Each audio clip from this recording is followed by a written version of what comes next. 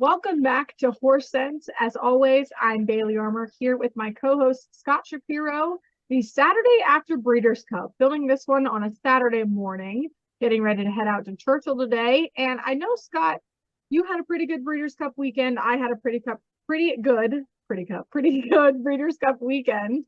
We're gonna do things a little bit differently this week and kind of discuss some of the Breeders' Cup races, what we liked, how things finished, and then maybe some horses coming back into training after these Breeders' Cup races, which I think is a pretty good sign for next year. What about you? Yeah, it should be fun. We'll see. Obviously, several months away, but the filly we're just about to talk about first is going to be coming back supposedly. A couple of the classic top performers. So hopefully that leads us into a good momentum leading into 2025 as we head down to the championship meet at Gulfstream, and of course the big racing out west at Santini at both of our sister tracks. But let's talk a little bit, like you said, Bailey, about the past weekend. We each picked a couple of races that we thought were maybe the ones that stood out to us. Maybe we'll remember a little more moving forward. And we're going to go ladies first, both in the respect that these are female races and they were chosen by a female. I don't know if we're biased here or not. Maybe I am too. Let's start with a distaff, though, where, Torpedo Anna had the awesome year, just the one loss to the Travers to Fierceness by a head. You could argue she was best. Some favorable scratches for her. Looked like she was going to be tough to beat on paper. The public sent her off at 2-5, and she did. She absolutely romped. Now, she didn't romp as much as I thought that she probably was going to, or maybe could have. She might be a little tired after this campaign. Now, this is a horse that's won 5 Grade 1 races this year. She should be Horse of the Year. I'm setting that benchmark now. I will not take any no's on that. It is what it is. She should be. Raging Sea, really strong second behind her. That's the only horse in this race after the scratch of the number 9. Awesome result, the Japanese filly that was undefeated, that I thought might have a chance against Torpedo Anna, but I've been a huge Grizzly fan for months. Was so special to see this filly do exactly what she does and what she's been doing all year. She's kept showing up. I mean, even in that Travers loss, this is a filly that just barely lost by, head, neck, whatever, in defeat to Fierceness, who's an incredibly talented 3-year-old colt. But this is an addition of the distaff that I think I'll remember for a really long time. And I singled her to start that pick 4, so I was happy too. Well, I mean, there's nothing you could take away from Torpedo Anna's season, but as you know, I thought she was vulnerable in the spot, and seeing awesome result, scratch, and the pace play out, 23-4, 48 flat. I didn't like her cotillion much, and I thought this was an absolute parade and a joke, but that doesn't take away from her season, and even better, the fact that her connections are bringing her back. We got everything. I didn't love the result of this race and the way it took place. I would have liked to see her earn it more. But what you have to love is the fact that these connections love racing. They're bringing a filly back. They easily could have retired. They've made her very public. They've done everything you would want to do to kind of get fans maybe that, follow Torpedo Anna maybe more into racing in general, having her, public works and things like that. So all good for Torpedo Anna, although I thought the race was kind of underwhelming, like you said, maybe a little tired and just really not much pressing her because Raging Sea being right off the pace just told you they were going slow. You didn't even have to look at the fractions. But all right, we'll move to the filly and mare turf where they also went slow. And I'll just send it over to you. Why did you pick this race? I thought it was a fun race. Didn't necessarily stand out to me, although I was pretty pleased with the result. Pleased with the result. The 2 Kevin Attard fillies in this race were some of the fillies alongside Torpedo Anna that really stuck out to me on this Breeders' Cup Saturday card. Now, Moira, a little bit of a, it's not a big personal connection, but I was up at Woodbine last year and had the privilege of going into Kevin Attard's barn and getting to see Moira kind of behind the scenes, give her a carrot. She didn't want to eat the carrot. She's kind of sassy back in the barn. And she's a filly that I think has a lot of fight in her. Kevin Attard has talked about how, she's kind of difficult on race day. She's one that you have to really get her to think in her own way, and then she'll go out and just kind of romp for you. His other horse is the one that I mentioned when we did our pre-Breeders' Cup edition, and then we talked a little bit about it on Spaces that Saturday, that goes in a bitless bridle in a hackamore. So I just think he's a really good horseman, and for him to get this big win on this incredible day was just really exciting for me to watch. Of course, right after the Breeders' Cup, she came here to Keeneland and sold for $4.3 million. following that race. And I heard some rumblings that she might go back into training in Australia. So we'll I see. heard that as well. Ridden for another year. Hopefully she can kind of live on. And her connections have said that, they'll go see her wherever she runs and then follow her career as a mom. So this one was a special one for me. I love turf racing, as you know, and this is a filly that I've just liked to watch for a really long time. And then, of course, you had Cinderella's Dream kind of closing from not all the way in the back, but that fifth, eighth place position to come up and rally behind Moira for second. So I thought the finish of this race for me was exciting, pretty exciting in terms of the turf races of the day. Well, I'll just add to you, Flavian Pratt with just a tremendous ride. Great field. Noticed 25 flat, 49-4. Nobody else really moving. Everybody just kind of lined up. And he's the one that made the first move to go 3 wide and put a little more pressure. Didn't want to put too much pressure on his stablemate Full Count Felicia, but moved in time, and that was the difference-bringing move. Got the jump on Cinderella's Dream, like you said, as well as Didia, really, who I liked in the race and got beat at the wire for a second. A tough beat, had that exacta with Moira over Didia. But yeah, Philly and Mere Turf has been a race that's been pretty good to me over the years out of the Breeders' Cup races. Wasn't my top pick with Moira, but definitely advanced on in the horizontals, which at the time was what I was concerned about. Let's retrack back to Friday, where the first of my 2 races, and I'm going to show my gender bias as well, I guess, with picking 2 male races. But I'm going to talk about the Juvenile, always a race that matters to me because of my, experience with the Kentucky Derby, following those horses, the content, the road to the Derby, a big part of my life for a long time. It still is. It's one of my favorite things about horse racing to follow, as many, and a big part of my career. This was an interesting race. I thought it stacked up with some pretty good horses in here. Some years I think it can be underwhelming, but one of the ones I was most excited about, East Avenue, was pretty much taken out of the race right away. Speed horse for Brendan Walsh, breaking last from the rail. You might as well just put a line through it. Yeah, Chancer McPatrick, who was underwhelming in here as well, but really the story was East Avenue missing the break and the pace being more moderate than many thought because of it. And it was Citizen Bull and Martin Garcia to take advantage. The Bob Baffert runners lined up 1, 2, 3. Martin, who's been a part of the Baffert barn half of his life, I think. I remember when he was the young guy, working horses out there.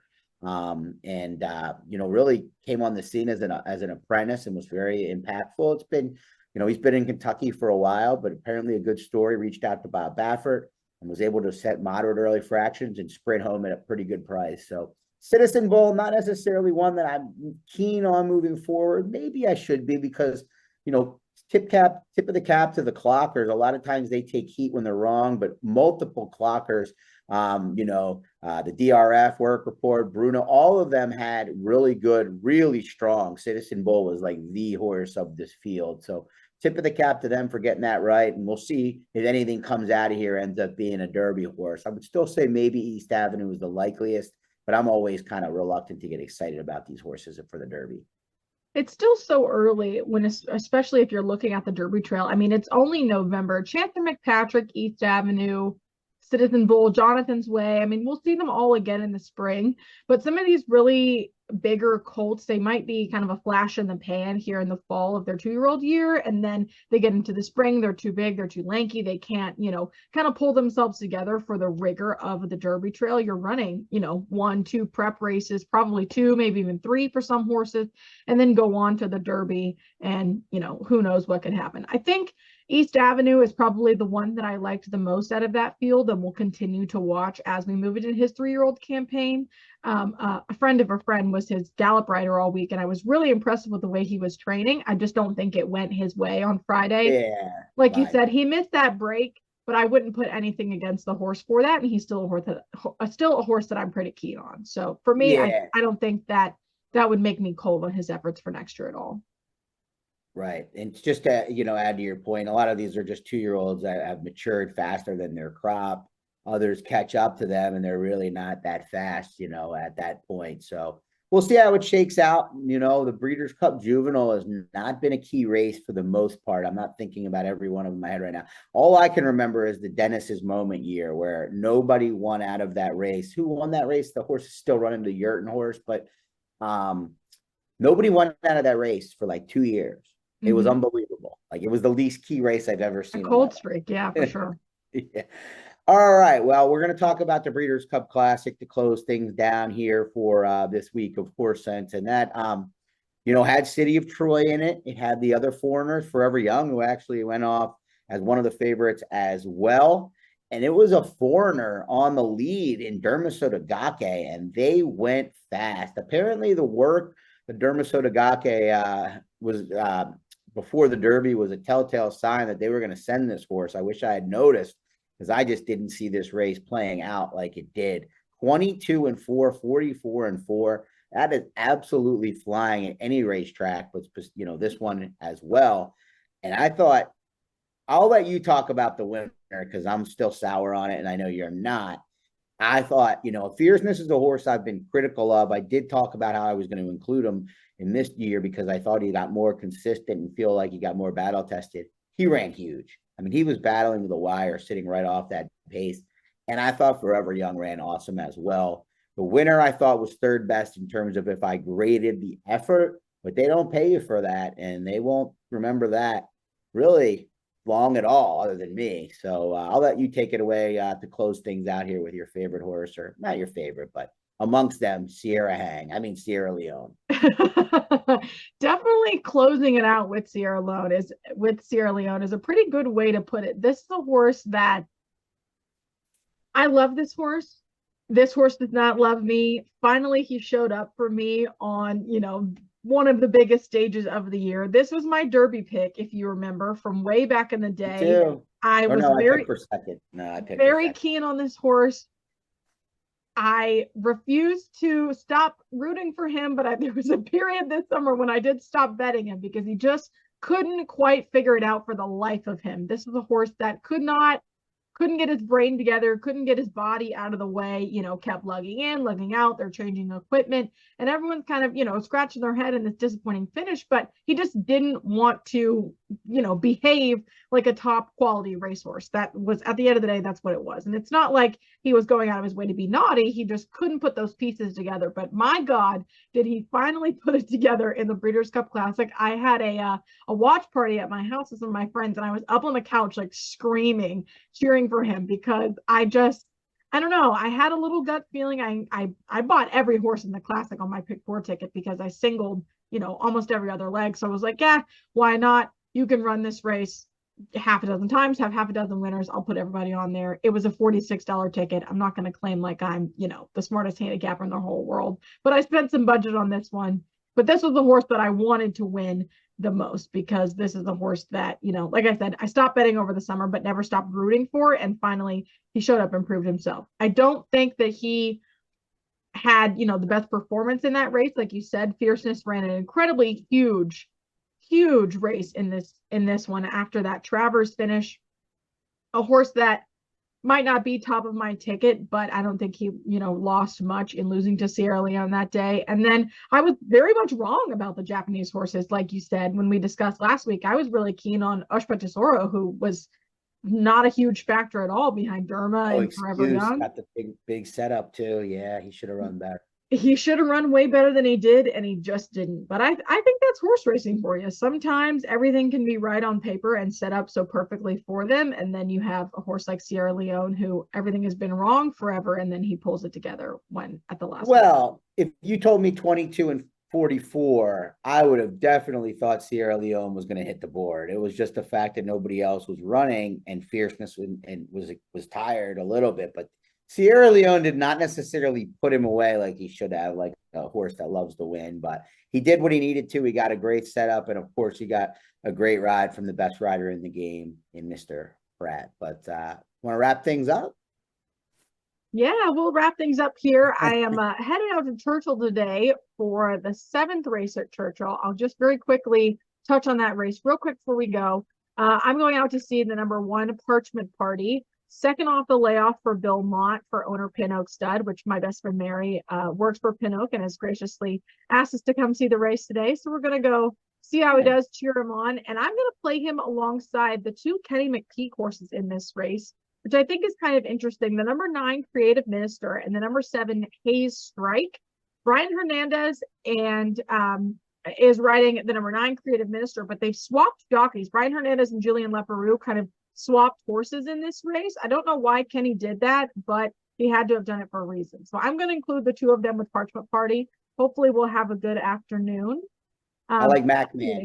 In our Derby success, or not our Derby success. I like MacMan. I think Parchment Party's got a big shot as well. Yeah, I think so too. We'll see. Second off the layoff is one that I like for Vilmont, and he had a really, really long layoff coming into his last race, which unfortunately he did not win, but continue to freshen up at Keelan, and hopefully today's his day. All right. Well, enjoy yourself. I hope you have a good time, and hopefully Parchment Party runs well. Yeah. Make sure you stay tuned and keep watching Horse Sense next week. We're going to change things up a little bit. Maybe have a new look, new feel, some segments as we head into the beginning of the year. We're going to finish out this year and really upgrade the space here. So make sure you stay tuned and see what's in store on Horse Sense next week. I'm Bailey Armour. He's Scott Shapiro. Thanks for watching.